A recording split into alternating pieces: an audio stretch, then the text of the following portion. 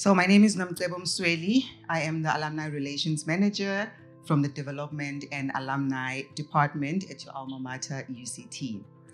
I have the easiest task this evening, which is to welcome you all to this UCT Alumni and Friends event hosted in proud collaboration with WomHub. I am delighted to introduce our panel this evening. We've got Nadia Mosaji, who is the UCT President of Convocation, serial entrepreneur, and our host for this evening. Everybody into our space here at WomHub this evening. And so, as Nomcebo said, I'm Nadia Mosaji. I'm the President of Convocation for UCT.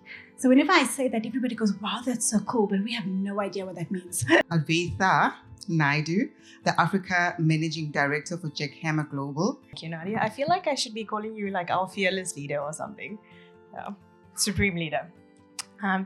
So I am the managing director, or the Africa managing director of Jack Hammer. It's an executive search firm focusing on appointments across Africa. We work for South African businesses appointing into the continent, global multinationals, and global NPOs. And it's deeply impactful work because we're helping candidates find their next great opportunity, and we're helping companies find their next great leader. Thirdly, we've got Tracy Chambers, a qualified chartered accountant with over 25 years experience in management consulting, systems implementation, and supply chain projects. Tracy. Yeah, and I didn't do it all alone. My co-founder, Tracy's here, so we did it together. A great partnership, really important to building a business is having a great partner. My journey was, followed the traditional sort of career, or traditional but not traditional. Qualified with a CA degree, went to Deloitte, then went overseas and became a spreadsheet jockey to earn those pounds. And then sort of came back, got into consulting and struggled. Had my first child, really struggled with the balance. I am a workaholic. I love work. I love working. I love the mental stimulation of work, and find myself in leadership positions too often. And then lastly, we have Nazmira Muller, who's the Chief Sustainability Officer at 91, who is passionate about making financial markets work to support development. I think it's quite intimidating going last after two such amazing women. So my journey to the chair and journey to the title feels quite linear, but when you look back, it's not. It is this collection of experiences that are not what you expected. I studied business science degree, started off with actuarial science because, I was good in maths, so that's made it sound like a good idea. After 2 years, that was a really bad idea. I think I was failing half my subjects. Bad plan. And I switched to finance and economics. And my mother's main concern was, what are you going to be? Because I was at university in the late 90s, and there's still very much the mindset, which I think is still there, but at the time very prevalent, particularly in the Indian community, of you needed a profession because, there was no expectation of going into corporates. You were going to have to hang up your shingle and be a doctor or an accountant or something.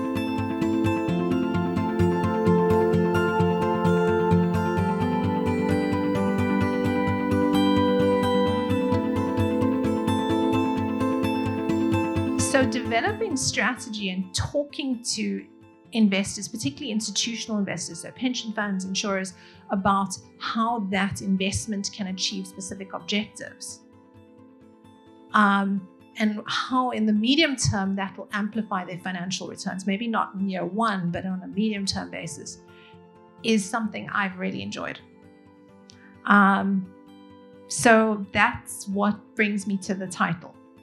What brings me to the seat in general is, I think what you heard from both the previous panelists is a real happiness in the environment they work in. What advice would you give for a young person to be present in the process, in a sense? Because I don't think maybe each of you maybe knew where you'd be in terms of your destination, where you are now. So just being present, what would you say to that? My advice to you would be to don't rush. And I think you said the same. I think certainly if you're bright and you're hardworking, the opportunities will come your way. And it's really tempting to rush through the ladder. But you cannot what you learn from others and particularly leadership. In my career, I had the most incredible leaders who taught me everything that I know, which I was then able to pass on to people. And if I was just chasing the next title and the next paycheck quickly, 1 year, 18 months, 1 year, 18 months, and you've had, 15 jobs, you've lost the cementing of certain skills and certain leadership skills. One other advice that in my early days when I was chasing money as a spreadsheet jockey and asked everyone, what rate are you getting? What pound rate are you getting? Oh, no, I'm getting this and I'm getting that. And I was always the lowest paid. And I went to my boss, it was also a financial services company, and I said, I'm getting the lowest paid. I need to be paid more. And he said, Tracy, money's a short-term motivator. And I think so often what happens is we chase the money and then we ask ourselves, so now what? I think I'm going to get a little bit controversial and maybe contradict you a little bit. So the thing is, I think the thing about not chasing money, I think you and I have the comfort of saying that because we've been working for a very long time. It's like the hindsight bias. But I think when you're early on in your career, I don't think there's anything wrong with motivating for more money the way you did, especially it was very evidence-based. So I think early on in your career, I agree, don't rush, don't just chase the milestones, but also know what you're worth. And the reflection point for me is literally just make a note of everything you do and reflect on what you've learned and show how you're contributing to the environment that you're in. Because once you know what you're worth, everyone around you will know what you're worth.